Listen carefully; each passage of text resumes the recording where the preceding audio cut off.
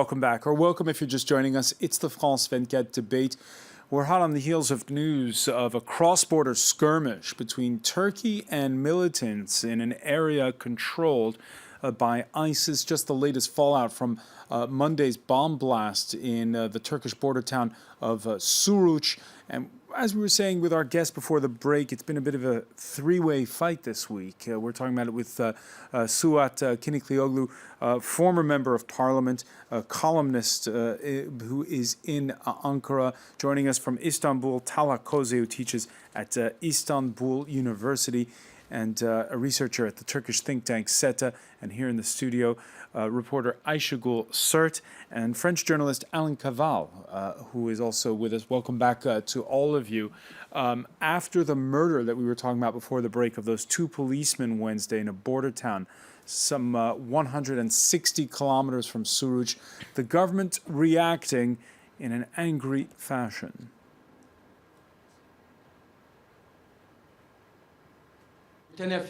Nobody will plunge this country into terror by using barbaric, abominable and hateful means, allowing murders and such disasters.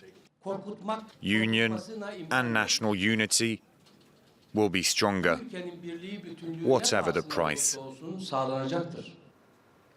There you heard it, the words of the Interior Minister there, saying we're not going to be dragged into abominations by so-called terrorists. Ayşegül Sert, Turkey's government at this point, you were telling us just before the break, they need to get more of a show of unity. But Turkey, as you were also saying, is in a bit of a state of limbo right now because there's coalition building talks. Yes, and also it reminds me a little of Turkey in the 1990s. Ellen might remember, in terms of there's a sense of not only uncertainty but also of no trust and of unrest. Turkey was in a situation similar in the 90s as well, when they clashed basically between the Turks and the Kurds, which is, I'm not saying the moment right now is like that. It reminds me of that, which is very unfortunate because in Turkey, after the elections on June 7th, there was a beacon of hope in a way. There was a light at the end of the tunnel that we are going towards something new. And things in Turkey, again, change so fast, and we are seeing this at the moment with what's going on. The murder of those two policemen, is that going to turn away those who are not Kurdish and who voted for that newcomer party, the HDP? What needs to be done is that every political party, and that's why I'm trying to highlight the fact that that the word unity is very important. In every footage that you have shown, civilians are talking, the word that comes back a lot is security. And this is exactly what needs to happen. There needs to be a reassurance coming from the government and from every single main political party, saying that we are united and that this is, we are not going to be, what's going on also at the border right now with the soldier that has been killed is again another reminder that we need to make sure that Turkey does not enter in Syria or with Syria in a relation of war, that yes, the war in Syria should not be spilling over, but also Turkey should not be trained in order to go towards there. So I think in the next couple of days are going to be very, very critical. Alan Caval, is it all coming undone domestically inside of Turkey since this Suruc attack? I mean, it has been like that since a few months, but it's just this Suruc attack has highlighted the fact that Turkey is deeply divided, that people are getting out and buy some guns, and that you have some kind of militias in the streets of Turkey. People tend to forget that the PKK is not only something in the mountains and in Syria, but inside the cities of Turkey. It has a presence, it does justice, it does the police as well in some neighborhoods. And you have all the groups which have arms, which have weapons inside Turkey as well. And we've seen that in October, and we might see that again in Diyarbakir and in all the southeastern Turkey cities very soon, I'm afraid. Is this the climate in which you can form a coalition government? I don't think so. And actually, in situations of chaos, some political actors can take advantage. PKK is one of them. It has strived on chaos in Syria. It could strive again in Turkey by controlling some territories. But how? Because if they don't form a coalition government, correct me if I'm wrong, there'll be a snap election. And this time around, the AKP might do better. And exactly, that's also what I meant.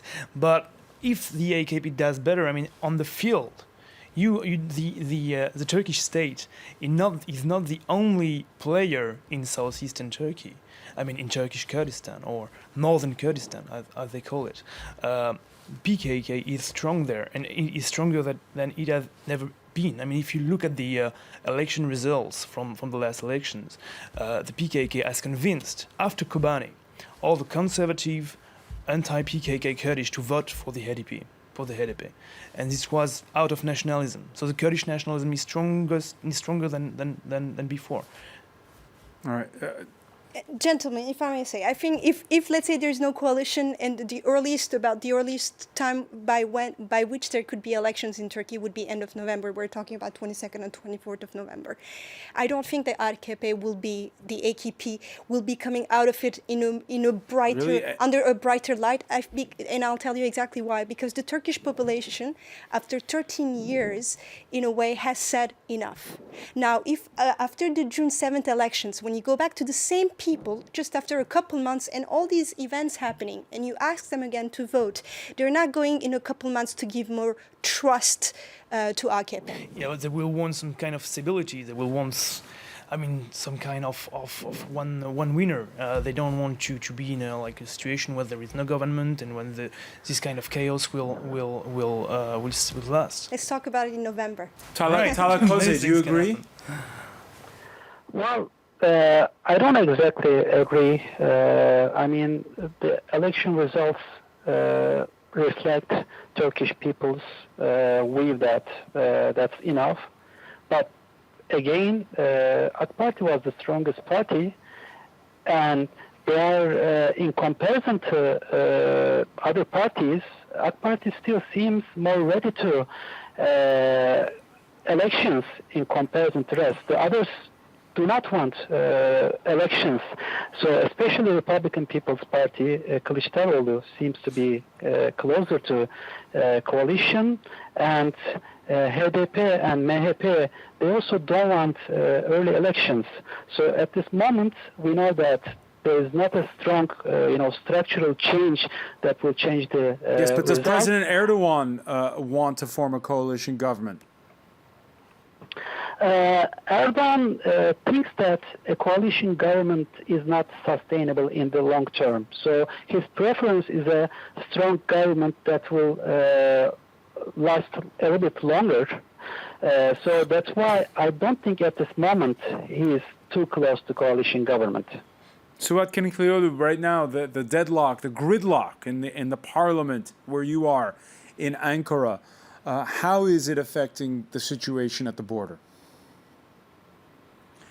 Well, it's extremely precarious because, as I think Ayşegül said earlier, there were large expectations after June 7 that, more change and more normality would return into Turkish politics. But unfortunately, the one opposition party particularly has been unwilling to play along.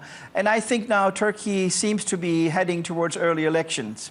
Now, given how tense the election campaign was before June 7, especially between the ruling party and the HDP, now with the violence and with the blood on the streets of Diyarbakir and else, I'm afraid if we are going to go into an early election, this could be extremely damaging and very, very violent. Because now the restraints, the perception that a peace process was ongoing is now very, very fragile. And I'm afraid there's still a chance that the AKP and the CHP might form a coalition government. And I think now many people after the last 3 days are wishing that it will actually become a reality.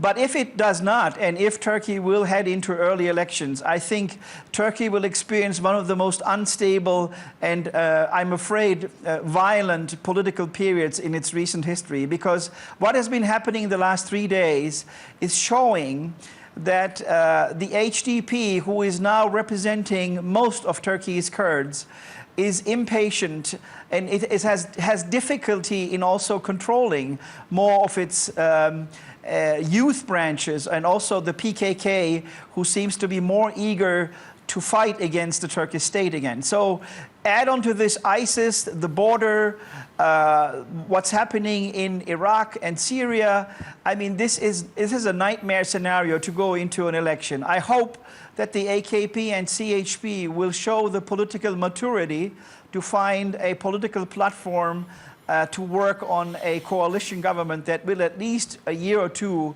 will save the country from further instability. And Suat, you're a former member of the AKP. Are there cooler heads inside the party that can make this alliance with the center-left opposition? Well, there are many cooler heads, but they're not close to Erdogan anymore. Many of the cooler heads are outside of the party these days. Ayşegül, sir?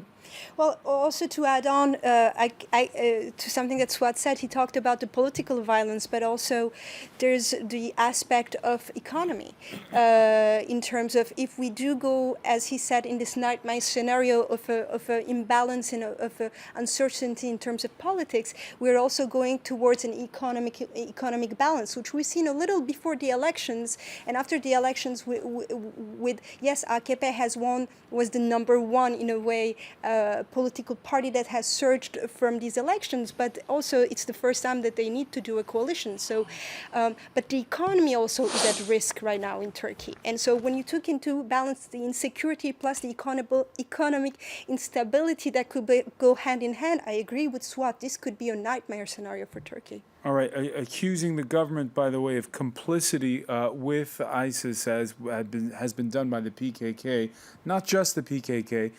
In one instance, it's earned a prominent columnist, Kadri Gürsel, a pink slip. He was fired from newspaper Milliyet after tweeting, quote, "It's embarrassing that foreign leaders call the person who is the #1 cause of the IS terror in Turkey to present their condolences for Suruc." Suat, do you agree with the words of that columnist? I think it's a little harsh comment. I would not subscribe to it fully. Unfortunately, as I said earlier, there is a widespread belief that the government has been too tolerant, too soft on the ISIS threat for the last couple of years. There was the other day a very good comparison that that Ankara was looking at ISIS as a snake that was in the neighbor's territory, but now the snake has bitten Turkey as well. This was foreseeable. I mean, I wrote about it a year ago. Many other analysts wrote about it way earlier. What happened 2 days ago was not a surprise, and it was actually not the first time. In Diyarbakir, in Niğde, and in Sultanahmet, there were a number of incidents where ISIS already hit Turkey. There are many sleeping cells inside Turkey. There are sympathizers in Turkey who subscribe to ISIS views. To this day, there are websites, there are foundations, there are shops who sell ISIS T-shirts in Istanbul, and the government has simply not been too strong and strict about it. I think the expectation was... But there has been a change. It's been acknowledged. There has been a change on that score. It's been acknowledged by the West in terms of cracking down, most notably on the foreign jihadists transiting through. What happens now with all those sleeper cells, Suat Kiniglioglu, that you describe? What happens now? What reaction for the government towards ISIS? Do they go the whole hog now and really take them on and go for that buffer zone inside of Syria and risk thus having more homegrown terror attacks? Is this to me? Yes. No, I'm sorry, this is not the best line. But anyway, what I'm trying to say is the perception that the government has been too soft on these elements is now over. But unfortunately, we paid a very high price. 32 young people have been dead, 2 police officers, 1 NCO officer, and God knows who else will die because of this. I think now, of course, the government is taking a much stricter approach and most likely will deal with the menace, and it should have been for a long time ago. But where people are angry many of these things could have been prevented if there would have been a much wiser and stricter policy vis-a-vis this menaces. Turkey would have not experienced what we experienced the last 3 days. Alan, the United States Iran and many regional actors have been calling for a more proactive Turkish role in the coalition against ISIS. But unfortunately, Rojava and the Syrian Kurdish issue has blinded the Turkish government to such an extent that ISIS now has become such an incredible and effective force threatening the Turkish state. Alan Kaval, long before there was an ISIS, when the Syrian conflict began, we knew that the West didn't really have a stomach to send new troops to a new theater of war. And there were lots of people, including on this very set, who were openly rooting for the Turks to put those boots on the ground inside of Syria. Today, after what we've seen this week transpire at the border, is that going to happen? Well, in any case, the more Turkey you have in Syria, the more Syria you have in Turkey. I mean, if the Turkish army intervenes in Syria, the spillover will be complete. This is not a good option at all. I mean, even if Turkey acts against ISIS, it will be extremely difficult to convince its own Kurdish population that it's not, that it's really acting against it. I mean, in every Kurdish, like let's say pro-PKK or nationalist in Turkey, you have the belief that AKP and ISIS are interchangeable. Of course, we know it's not the case, but in the mind of the people, and this is what is the most important, this is how it's seen, and this can be, this can determine what the next behaviors will be. And if I may just add on, because we came here in a way to talk about the attacks on Monday in Suruc, is also since the suicide bomber has been identified, and when you look when you stated at the beginning of the program about the links, for instance, one of the brothers actually allegedly, or we don't know yet, that the mother said that he called from Saudi Arabia, came back. There are also some reports again that the two brothers in 2013, that the two brothers in 2015 in January, Saif and Yusuf went from Turkey to Syria in order to get a training in terms of bombs for 3 or 4 months, and then in May 2015 they came back to Turkey, and a couple weeks later, there was what happened in Suruc.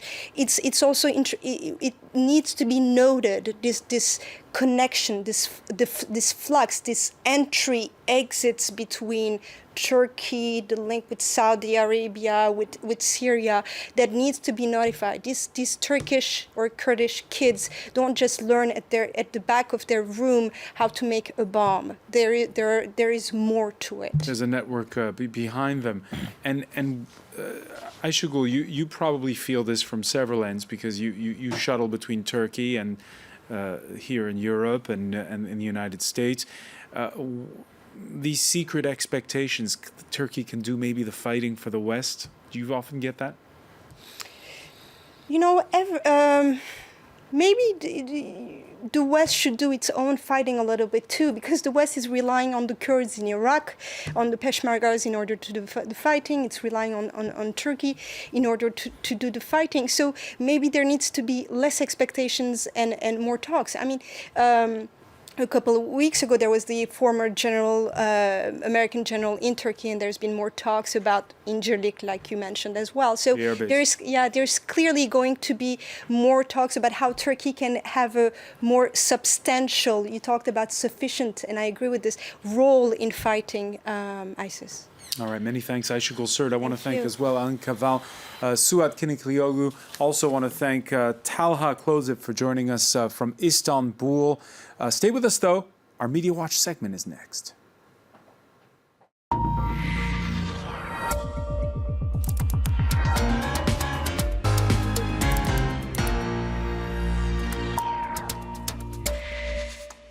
And as we wonder if it is indeed a turning point for Turkey and for Syria, we turn to James Creedon.